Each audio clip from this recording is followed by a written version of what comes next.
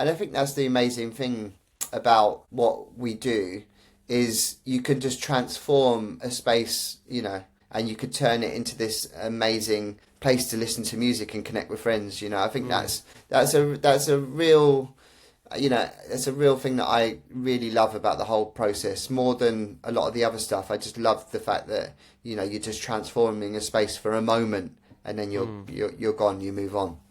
I like that.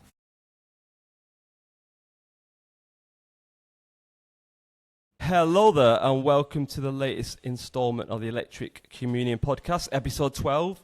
And joining me is a London-based DJ and promoter, Gus Emmett. The date of this interview is Sunday, the 1st of December 2024. And don't forget, if you prefer to watch a podcast rather than listen, you can view the whole interview playing out on my YouTube channel. All links in the preferred platform of choice, on my Instagram bio at electric_communion. Gus, thanks for joining me on the podcast. How are you doing? I imagine it was a bit of a late one last night as you were DJing. I am. That's why I'm wearing a hoodie, Rick. So I think I got in around 5 a.m. But I'm not actually drinking that much at the moment, so I don't feel hungover, which is good. Good, so you're feeling fresh. Do you feel like the night was a success in terms of the turnout? And I ask you this because I know from some of my own recent experiences of going out and nights that friends have reported back on that there's been some quite disappointing turnouts in terms of punters on the dance floor in London. Even with some lineups that have got some really well-known talent on the bill. I just wonder if that might kind of explain why some of these, smaller promoters and venues are seemingly going into business. Are clubbers tired of the kind of traditional clubbing format? What's your take on that, and how was it last night?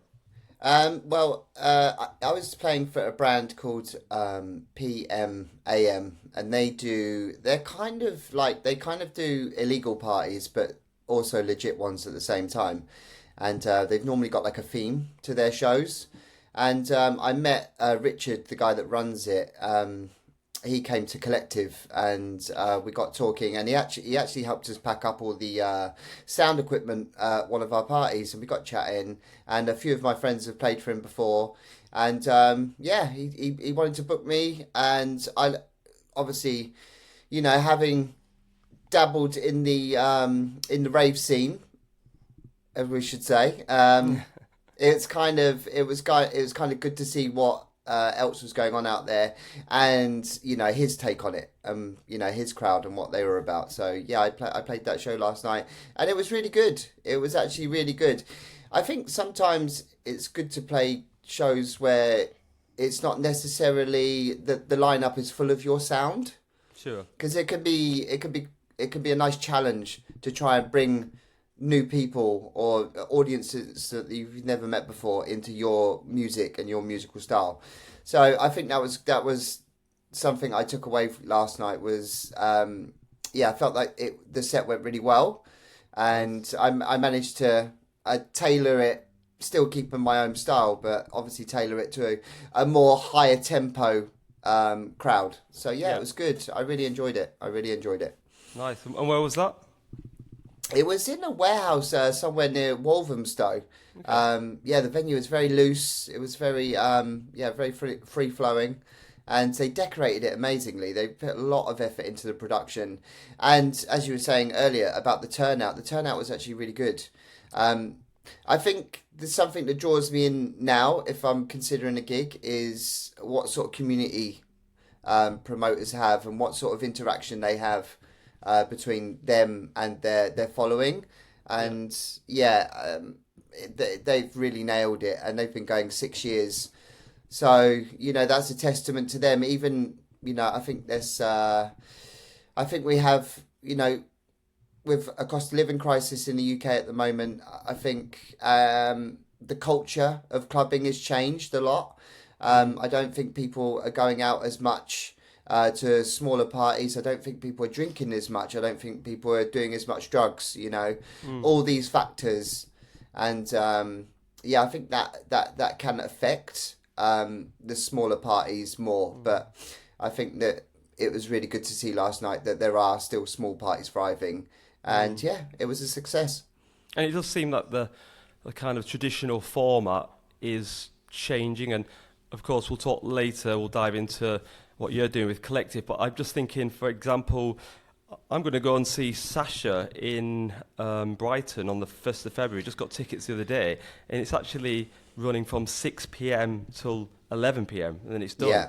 And I think more people are into that now, maybe because it allows people maybe, especially for someone like Sasha, who, you know, has been like a mainstay on the scene for decades. So, you know, I grew up with Sasha when I was in my teens and now I'm in my 40s. But it allows people who've got kids or kind of other commitments now to go out and enjoy it and then get back home at a sensible time to then kind of enjoy the day the next day, right? Exactly that. I think the culture of going out it is changing, and I think we're going to see more of this day party scene going, and that would open up more exciting parties, I'd say. I mean, even in the commercial kind of dance music scene, I know a lot of people that are going to, you know, day raves that are like 90s parties or you know throwback 80s parties or whatever, and they're finishing before 10, 11 o'clock so you can get home and have a cup of tea. So I think we are going to see more of that. I think, you know, I'm 40 in January, so I think we will see more of that, and I think I'm open to it, you know? Yeah, definitely. Let's dive in then and kind of get to know you more. And I want to start with the name, Gus Emmett, because I think that many people will be surprised to hear that that's not, you know, the name that you grew up with, the name that you were given at birth. Your real name is Daniel Allen. Where did that name originate from? So my nickname, when I used to live in Portsmouth, my hometown, my nickname was Gus. And I don't know if anyone's ever watched Recess on the Disney Channel. Gus was a character on that. His actual name was Gus Griswold. Right. And if you watch that show, just put it in Google and you will know exactly what we're talking about, because I do look very much like Gus Griswold. Right. So I like the name, and then the Emmett part I just made up. I think I saw it written down on something and I just made it up. I thought it sounded okay together. Sure. And do you find that a lot of people, maybe even close friends, call you Gus? Because I've known you for a while, but oddly, I often find myself referring to you, either I'm talking to you or when I'm referring to you to other people, by your artist's name. Yeah.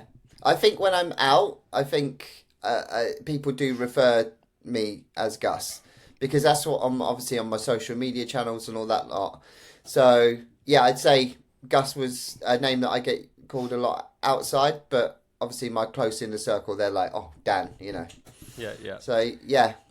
It's actually a really rare name. I don't know if you know this, which is great in terms of, like, for you when people are looking you up, because during my research, I kind of Googled it, and the only Gus Emmett I found, and I don't know if you know this, in the world was a heavyweight rower who comes from Hawthorne, Australia. Are you aware of him? I wonder if he's... I'm not aware of him.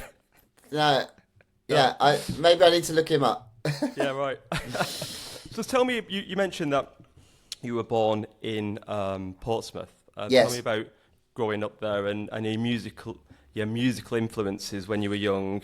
Were you into music from an early age, and was there a particular kind of track or moment that got you into dance music? I think I'm an only child, so I think music, growing up on a council estate, I think music was sort of like an output to put my creativity. And I think a friend of mine had some records in his bedroom with, like, you know, a couple of old Newmark decks.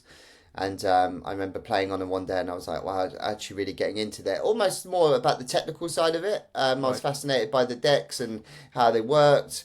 And then, I started getting into trance music and, just, you know, music started. I just started collecting music and going record store shopping, and, that was it. How old were you around this time? 14, 15, around that sort of time. So, trance was pretty big growing up.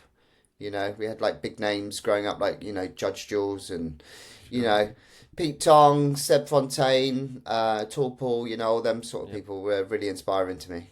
Yeah, I remember them very well because I went to uni in Liverpool, so they were the names that were often on at Cream, which is obviously the super club in the mid-90s, you know, when I was there. Yeah, so I kind of witnessed them playing quite a lot. Yeah, I remember going to Amnesia for the first time, and going to a Cream night, and it was Paul van Dyk and Tiesto, and I just couldn't believe it. It was.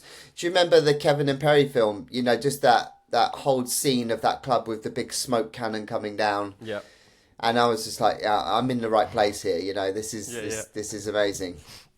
And what was the scene like in Portsmouth? It's not somewhere I imagine to be, you know, at the forefront of club culture, although admittedly my experiences are quite limited to just really getting the ferry to the Isle of Wight. I'd say it's very similar to Brighton, obviously where you live. You know, it's a seaside town. I think the scene in Portsmouth towards when I started DJing again and changing my name and taking it more seriously, it was more house music. It was more like Hot Creations and, you know, house music and all that sort of stuff. So yeah, it was more house. And I think that the main promoter in Portsmouth had everything sort of tied up. It was really hard to do something new because this promoter was so strong and he had such a good grasp on the whole scene in Portsmouth. It was very hard to do something a bit more niche, you know? So, yeah. And did you start putting on parties yourself there? Were you DJing around Portsmouth? Yeah, so I started running my own little parties in a bar in Portsmouth, and it's when I'd say around 2015, 2016, so Innovisions and you know, Life and Death were really speaking to me at that point. So yeah, that's the sort of music we were doing, and I think we had some success with it, but it was just hard because it was a quite a niche music style, you know, and it was just hard to find that regular, you know, crowd to keep coming back and, you know, building the following and stuff. So yeah, it was tough, but I'm glad I did it because I met some amazing people in Portsmouth that were into similar music. Yeah, and I mean, I can relate to that, and, you know, putting on nights or being part of nights, and obviously Fade, who, you know, my last guest, you know, he talked about that because, like, the similarities, as you say, in Brighton, you know, it's tough because there isn't a huge kind of following in Brighton in regards to that kind of music. But you did, I remember you once telling me, and again, looking back at my research, I saw that you once had Dixon, I think it was in 2013 down at Portsmouth. Was that part of your own night? Did you book him?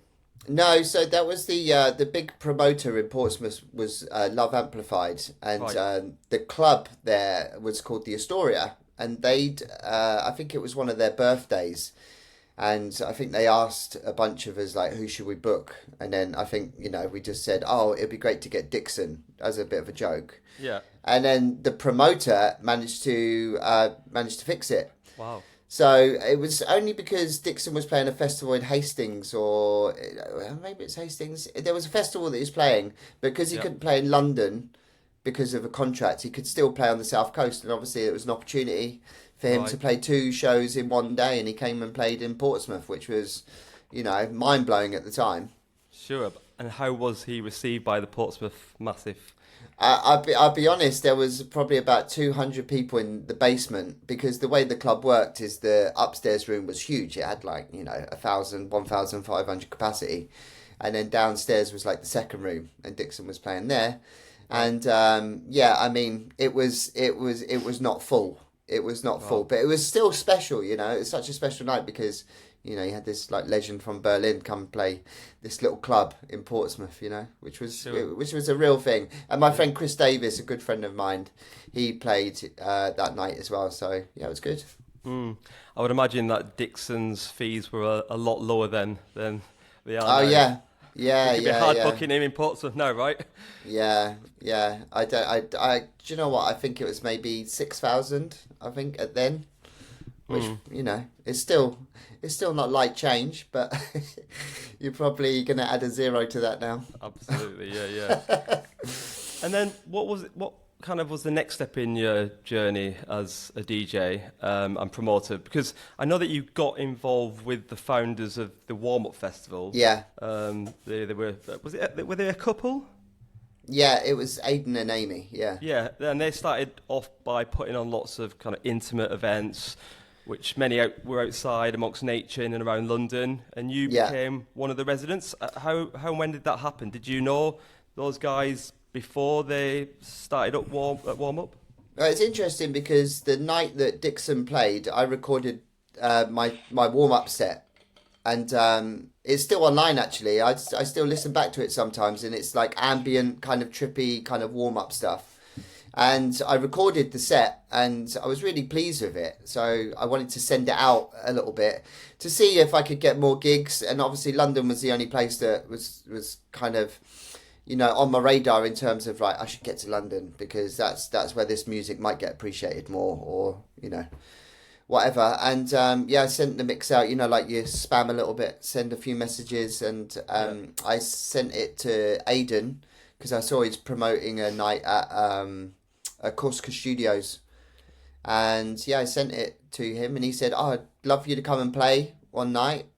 So I came to London and then played a show, and then he basically just said, "Yeah, would you like to be a resident for us?" straight away. So that was my in to London. It didn't take a lot, to be fair. It was just one message, straight in, and that was it. I ended up joining the warm up team. And did you kind of actively participate with them in planning of future events, or was your soul more just as a resident DJ? Yeah, I think resident DJ and just being a face of the brand, I suppose. We were doing we ended up doing like 2 parties a month, you know, for 7 years. So it was a long you know, it was an amazing experience. But looking back on it now, it was it was a lot, doing 2 shows a month, and I wasn't even living in London at the time. And, you know, you've got a family, you've got work commitments and stuff, you know, like I have a full-time job. And to get up to London twice a month to do gigs late night and stuff, it was tough. I'm so glad I did it, and reflecting, the experience was amazing. But it was tough. It was tough. I've read a lot about Warm Up and the events they put on. Sadly, I never got to experience one myself, because I think the time when they were doing this, and maybe at their peak, was the time where, to be honest, I probably thought I'd never go clubbing again. You know, my kids were really young and life just got in the way. But I've heard a lot of high praise for the stuff. Can you talk us through, you know, the ethos behind Warm Up, and what were some of your fondest memories of DJing at those parties? I think there's 2 sides to Warm Up. Obviously, there's the more underground parties that are, you know, announced at 10 p.m. and you find the location, and then you have your legitimate, you know, club shows. And for me, obviously the illegal raves were amazing. You know, we'd send the location out at 10 p.m. and then, like, on cases there are 1,000 people turning up to you know, a location in the Woodlands in North London somewhere. And, you know, them experiences, you know, when you reflect on how club culture was in the illegal rave days in the, you know, the 80s and the 90s. Yeah. You know, obviously I wasn't going out at that point, but to experience that was really special, because it made you appreciate what people did back then, you know, because it was an authentic rave experience. You know, it was complete freedom, hedonism, all that stuff. And it was really special. As a lover of dance music and follower of, you know, the dance music scene, you know, to really be in it and to put on these shows was phenomenal. Am I right in thinking that they've disbanded now? Because I read, and I remember at the time in 2023, they tried to, you know, put on another festival that they became kind of really popular for, and they could not sell enough early tickets to make it financially viable. I think I'd read that they'd set a target of selling 1,800 tickets by the end of February, and they'd made that really clear from the get-go that if they did not meet this goal, then the event would have to be cancelled and all tickets would be refunded, which is what happened. And I guess that is, the sad reality of the way things are going now, isn't it, within the scene, particularly in terms of festivals. They're getting bigger and more expensive, and you really need a lot of financial collateral, financial clout up front to be able to put on these kind of things. So, sorry, my original question, have they disbanded? I don't think they disbanded. I just think they're doing smaller shows. I mean, I think, going back to the festival, the first year festival, I think it was just after COVID. So, there was like VAT breaks, and I think, that festival came at a really good time because people were just coming back into the dance music scene. And I think that was where the date was positioned. I think it was really successful off the back of that. But also, the first year festival, I mean, Aidan and Amy's worked so hard over all the years, and full credit to them, because they took a massive risk and a massive gamble to put that on. I mean, there's something to be said about coasting along and, just carrying on doing the same routine over and over again. But to actually put on the festival, I mean, you can't even imagine how hard that is to do.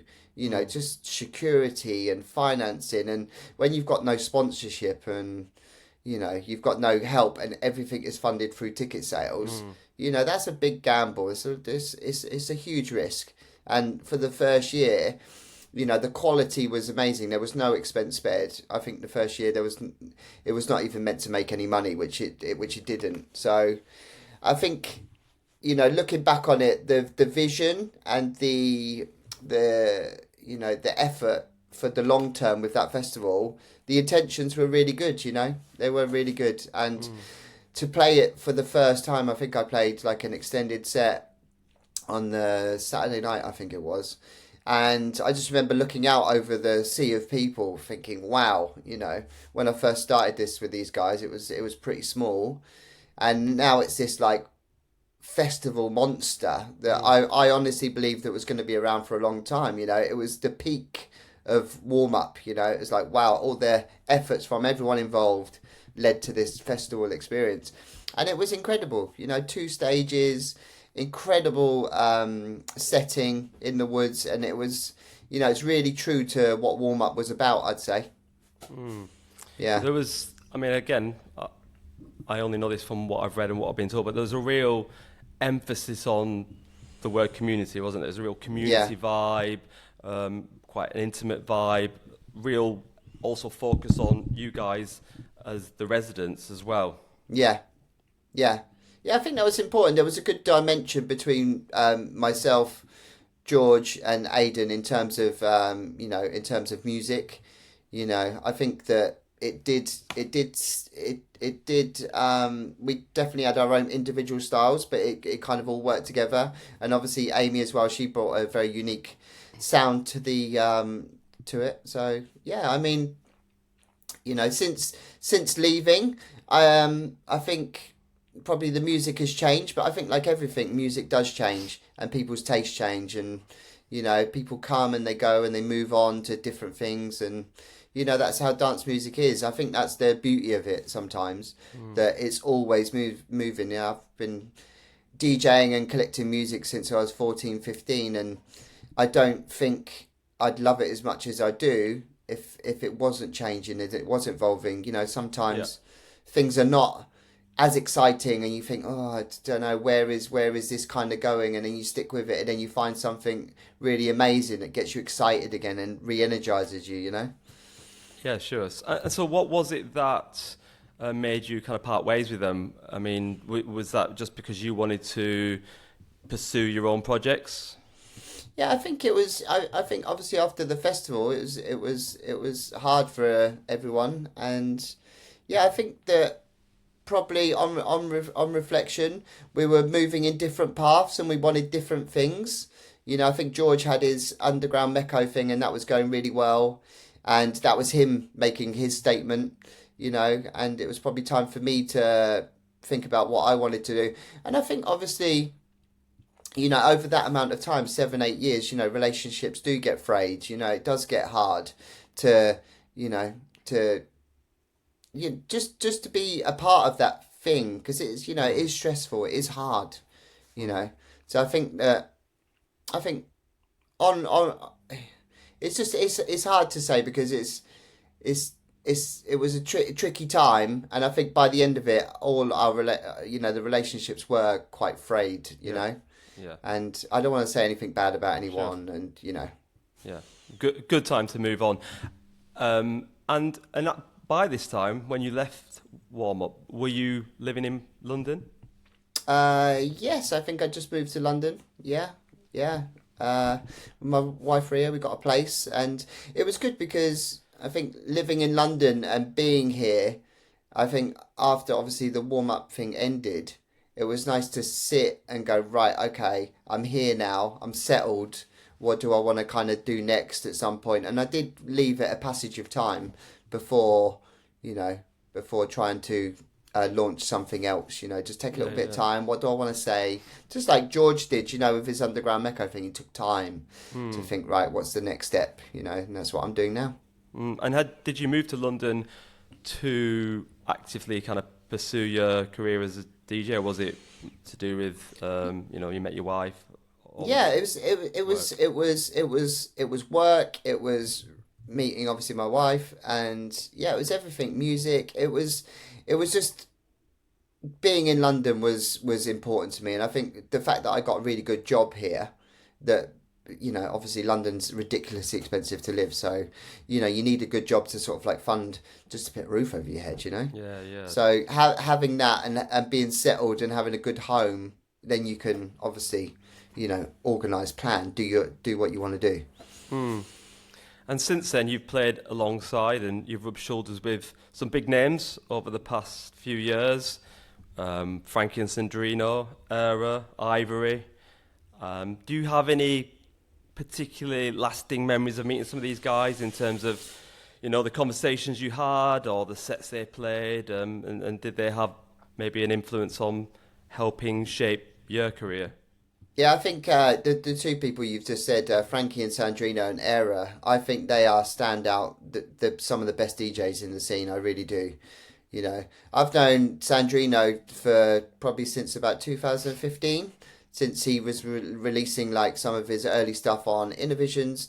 So yeah, it's been really nice to watch their journey, you know, and they're such nice guys. They are absolute, you know, gems. And the same with Ralph Era.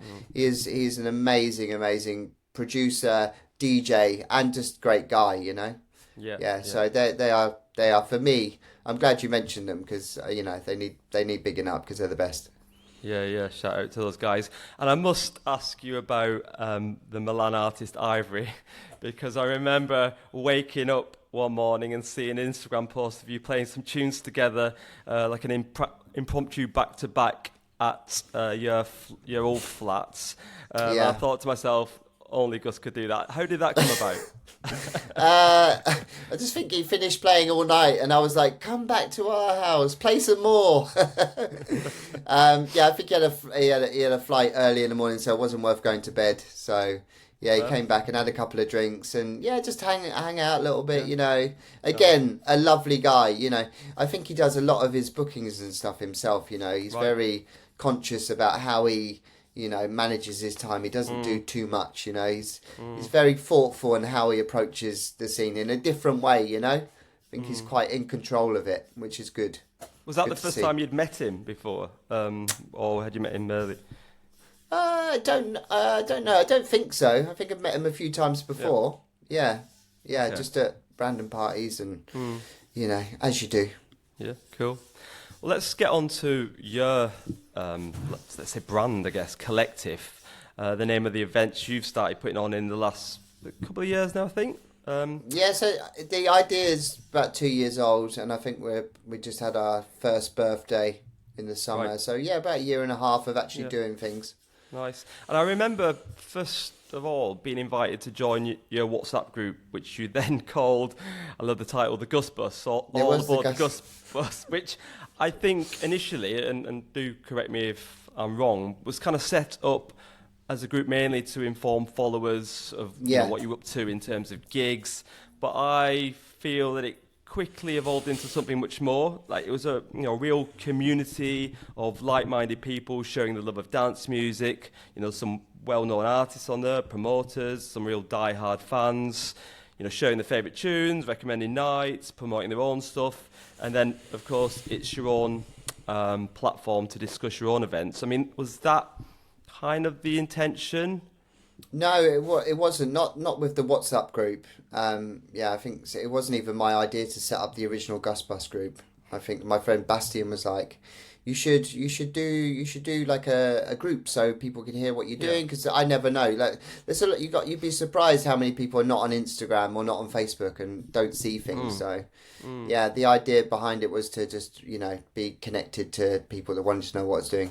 Yeah, and a lot of DJs and artists are doing that, don't they? There's lots of different kind of platforms that they're trying to, gain exposure and let people know what they're up to.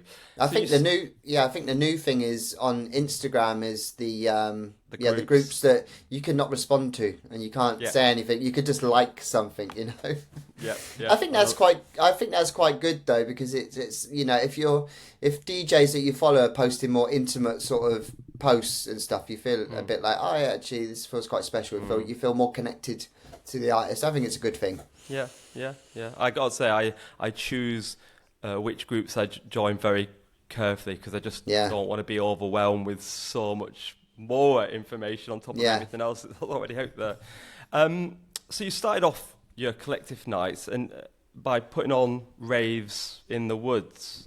I mean, would it be fair to say that you wanted to recapture some of those warm-up vibes when you were planning these events?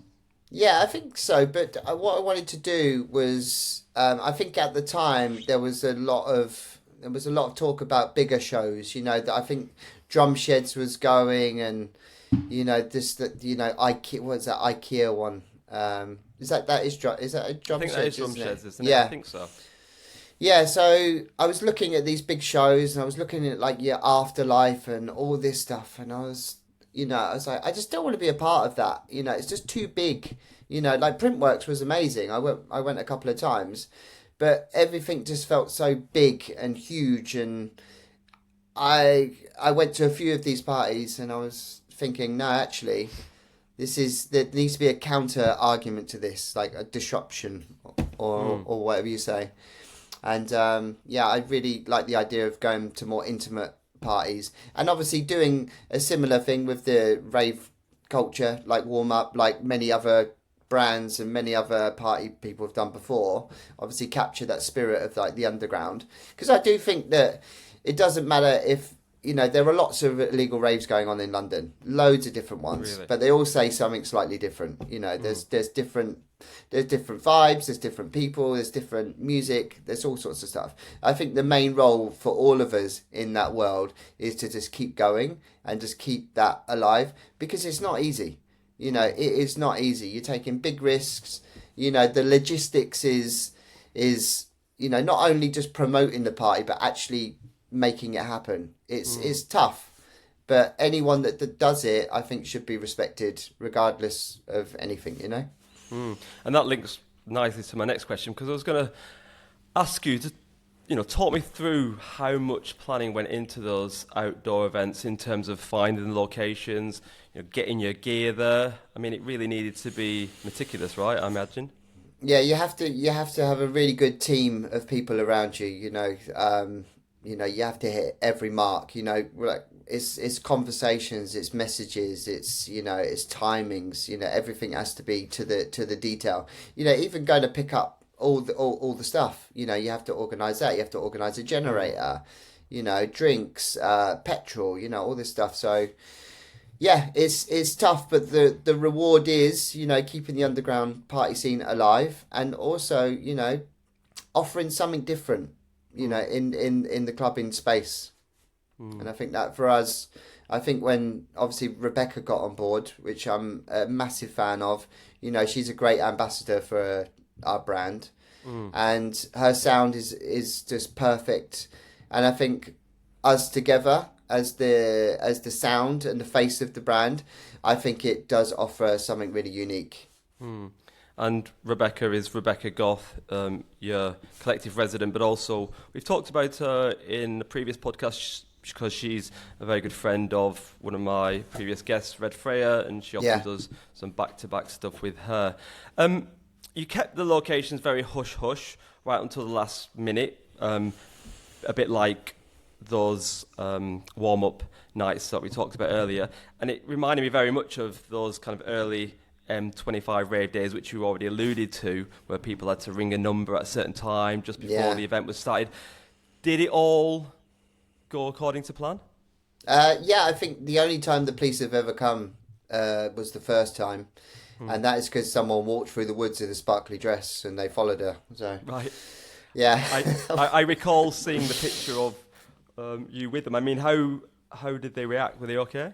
Yeah, absolutely fine. You know, you got to understand, for them to confiscate stuff, like, obviously I'm not recommending you do this. Yes. But for them to confiscate and, start arresting people and fining people, I don't think it's in their interest. The police are, underfunded and under-resourced at the moment, and for them to do any of that would not be in their interest. It's not worth their while. So I think if you're respectful, and they asked us to turn the music off, and I did say yes straight away, and we cleared up, we took all our mess. Okay. I think there's no problem in that. Obviously we don't want that to happen. That's like the worst case, but touch wood, since that first event, we've had no issues. So, yeah, long may it continue. And you've recently moved indoors. Is that more of like a seasonal choice? And do you plan to do more outdoor events, when the weather turns warm again? So the idea behind it is to do, probably start up again in spring next year. We've got our party coming up on the 14th of December, where we've booked Maritz. He is getting some really good support from, our man Dixon on the Innovisions label, and he's probably got something else coming later down the line with that. He's going to come and play for us. So, yeah, if you're around, Rick, you should definitely come. Yeah, and that's the 14th of December, isn't it? Unfortunately, I would imagine by the time this podcast comes out, that will have passed. But yeah, it looks good. I'm a big fan of... It was a great party, by the way. It was a great party. I'm sure it was. I mean, it's a huge risk planning outdoor events, isn't it? Even at the height of summer, as the British weather is so unpredictable. Yeah. Do you have contingency plans in place? Yeah, so the last time we did one, it absolutely chucked it down in terms of rain. I think I picked up a few friends at 9:00 and the rain was ridiculous. I couldn't see out. The window wipers were going crazy on my van. And I was thinking, I don't know about this. But we managed to find this really cool underpass. It was underneath a motorway bridge.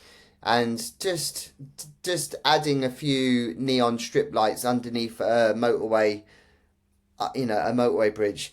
The architecture and just the way everything looked with it was so simple, but it looked really, really cool. And I think that's the amazing thing about what we do, is you can just transform a space, and you could turn it into this amazing place to listen to music and connect with friends. I think that's a real thing that I really love about the whole process, more than a lot of the other stuff. I just love the fact that you're just transforming a space for a moment, and then you're gone, you move on. I like that. And moving away from Kollektiv, you've recently begun producing music, or at least I think it's been recent. Was that something that didn't interest you initially, or was it just more about choosing the right moment? Yeah, and production was always a tricky one, because I know how long it takes to perfect, how you how you produce and how you perfect certain sounds, and all the real detailed stuff. It's not just about putting a kick drum and a hi-hat together. It's all the little intricate details about how making things sound right, and that didn't really interest me. I find it quite laborious, I'd say. But I like being creative and getting ideas down and melodies, and I think coming from a straight up DJ background, I think it can help in a production environment with someone. If you've got someone that you've got good chemistry with, you know, I'm a sole DJ, and I think bringing them ideas in for more club focused music or whatever, I think that's actually you can add real value, you know. And you've been working alongside friends of yours from your Portsmouth days. You mentioned Chris Davis earlier, and there's also Josh, who goes by the artist name of Optro. So they're already, more established producers. So what have you been cooking up together? So yeah, we've got a release coming out next year. It's 2 original tracks by Josh and myself, and then we've got two remixes from Chris Davis. So it'll be coming out probably in the summer next year. So really excited to announce that properly, what label and what tracks are coming. But yeah, it's really good. I just think people from my hometown, I think working with those, they're good friends of mine. And I think it's really nice to still remember where you've come from in terms of your hometown. And to represent that and to just be together to create something cool, I think it's a nice thing to work with friends from home, Yeah, and I believe we're going to play an exclusive snippet of one of those tracks now. Tell us about it. Yeah, so the track's called Yep, and it's featuring me and Josh. This is the original one. This is not the remix, but yeah, we'll play that for you. Okay, let's have a listen to that now.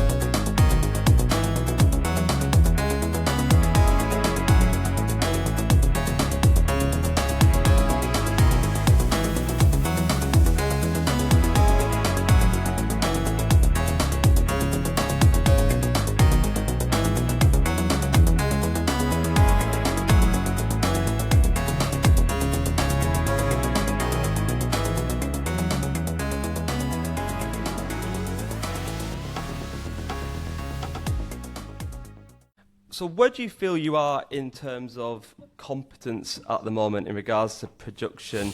Is it something that you're spending much time with, at home right now?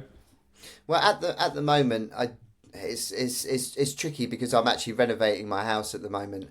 So the quicker that I get it done, the quicker I can have more free time in the studio. But yeah, me and my wife, we've undertaken quite the task. So yeah, we're currently in a building site. So in terms of getting your creative juices going in the studio, it's not actually a great time.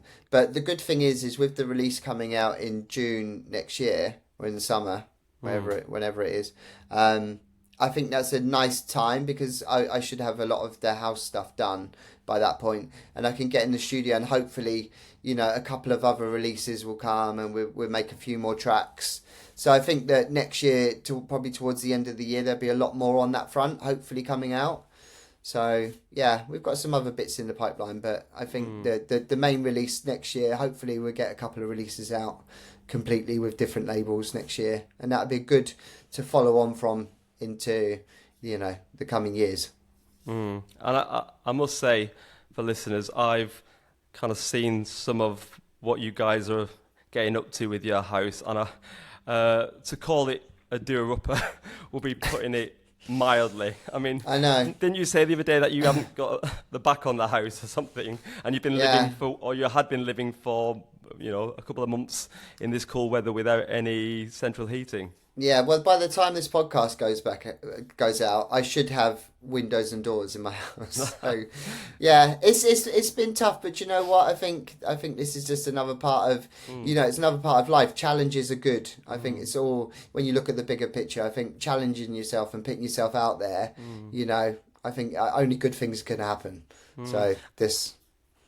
I mean, where do you find the time? Do you ever find the time to relax? Because you've just mentioned your big building project. Obviously, you've got a full-time job. You're a builder. Yeah. But then you've also got you're a father of three. Yeah. And then you've got all the Kollektiv. I mean, you've got a lot of plates spinning, haven't you? Yeah. Do you ever find time to relax, or do you enjoy always, having something to, put your teeth into, so to speak?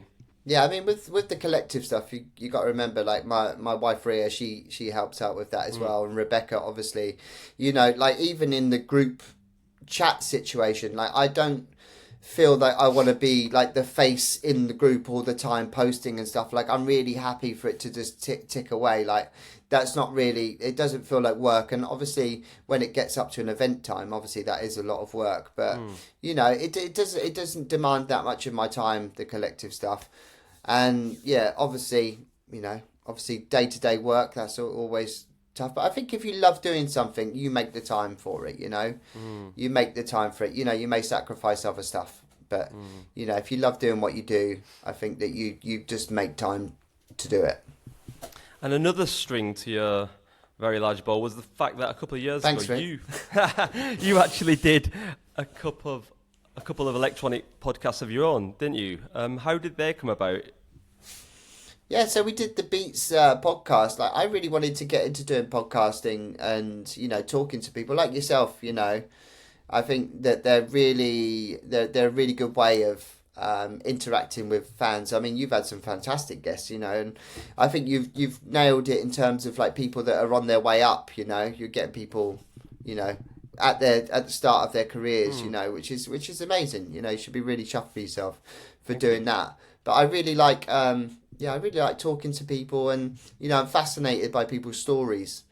And there was a few people that I really wanted to talk to on a podcast, and I got some good help with it from my friend Walter and Adam, and they got all the kit, and we had this most amazing location to obviously record it. And yeah, there was a few podcasts that I wanted to do just to explore it, and just it may come back later down the line, but all my stuff's in storage at the moment for podcast recording, so Yeah, and you did it with Charlie. He's the guy behind the big Parable events, isn't he? Huge events in London and beyond now, and also with the London producer Joseph Ashworth. So yeah, really recommend them. To be honest, I really enjoyed them, and I think that looking back, they were a huge inspiration for me to start this podcast. And I remember at the time I was a little bit worried about stepping on your toes, so to speak. But yeah, I do highly recommend them to listeners, and check them out. Yeah. Yeah, I mean, hopefully they come back at some point when I get a bit more time. I'd love to do more. But fair play to you, Rick. I think the improvement from the early podcast that you did to now, it's fantastic to see. So yeah, it's been good following your journey as well. Thank you. Listen, I honestly could keep on chatting forever about stuff with you, but I'm aware that we've been at it for some time. You've got a house to build. So, let's wrap this up by telling listeners about where they can follow you and find out more about your gigs, your upcoming release, your Kollektiv events, and, of course, how they can to join the Kollektiv community. Yeah, so if you want to join the Kollektiv community, just send me a direct message on Instagram. We've got a Kollektiv Instagram page, and obviously my Gus Emmett page. So yeah, send us a little message. It's a really small group. I think we're about maybe 300 or 250, something like that. So we want to keep it super low key. Yeah, just if you're really into sort of like dance music and you've got stuff to say, stuff to share, you're more than welcome to join us. And yeah, should have some more stuff coming out soon. I'm going to do a mix hopefully in the next few weeks to get another mix out because I've not done one for a while, and I've just got so much good music at the moment I want to share. And yeah, I mean, yeah, just follow our Kollektiv for upcoming parties. We're going to take a break up until the spring, until next year. So obviously when this podcast goes out, the December party would have been done. But yeah, I hope you all had a good Christmas and New Year. And I should say, as part of your Kollektiv brand, you mentioned you do mixes, but you also get some of the guests that play with you and some other friends of the Kollektiv. They've done some mixes as well. I think you've got Maritz, who you mentioned, who's going to be headlining in a couple of weeks. You've got Darlo, who's a fantastic upcoming producer, Rebecca herself. So yeah, check them out at your SoundCloud as well, right? Yeah, they're really good mixes, and as you say, probably like yourself, I think we share this ethos about just talking to people early in their careers, and giving them a platform, because that's what Kollektiv is at the end of the day. It's a platform for young artists that wanna say something in the scene, and yeah, hopefully they go on to do amazing things, and we support them all the way. Gus Emmett, thank you. It's been a pleasure, and good luck with everything in the future. Yeah, and we'll catch up for a beer soon, I'm sure. Definitely. Cheers, mate. All right, see you later, buddy. Bye-bye.